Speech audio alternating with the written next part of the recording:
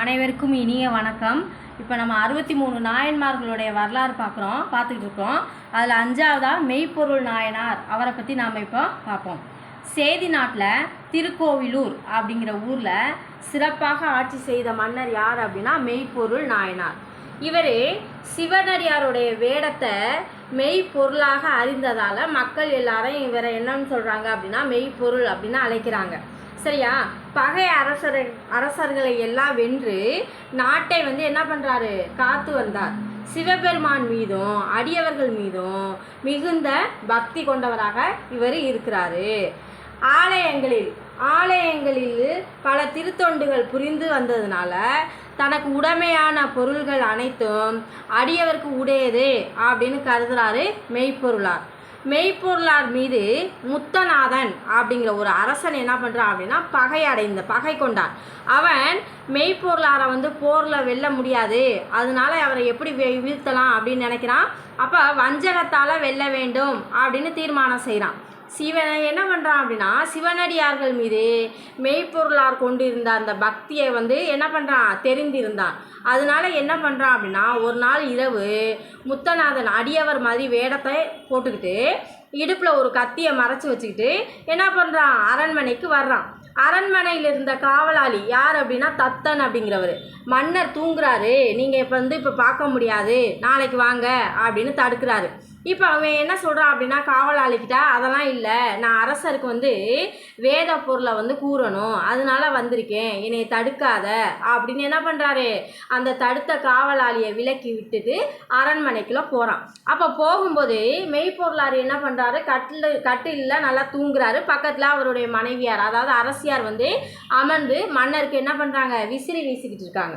இப்போ அடியவரை பார்க்குறாரு அம்மையார். அப்போ மெய்ப்பொருளாரை தன்னுடைய கணவரை எழுப்புறாங்க. மெய்ப்பொருளாரும் விழிக்கிறாரு. கண் விழித்து பார்க்கும்போது அடியவர் தன் அருகில் நிற்கிறத பார்த்து வணங்குறாரு. அடியவரை பார்த்து இந்நேரத்தில் வந்திருக்கீங்களே, அதுக்கு காரணம் என்ன அப்படின்னு கேட்குறாரு. உடனே அடியவர் வேடத்தில் இருந்த முத்தநாதன் என்ன சொல்கிறாரு, மெய்ப்பொருளாரே, இறைவன் என்கிட்ட ஆகம பொருளை ஒன்று சொன்னார். அதை நான் ஓலையில் எழுதி வச்சுருக்கேன், அதை உனக்கு நான் சொல்லணும், அதுக்காக தான் நான் வந்திருக்கேன் அப்படின்னு நயமாக பேசுகிறான். மெய்ப்பொருளாரும் என்ன பண்ணுறாரு அப்படின்னா சிவாகமத்தை கேட்பது நான் செஞ்ச பாக்கியம், அதனால என்னட்ட உடனே படித்து காட்டுங்க அப்படின்னு சொல்கிறாரு. உடனே அடியவர் என்ன சொல்கிறாரு அப்படின்னா, நான் ஆகமத்தை உனக்கு படித்து காட்டுறேன், அப்போ படித்து காட்டும்போது அரசியார் பக்கத்தில் இருக்கக்கூடாது அப்படின்னு சொல்கிறான்.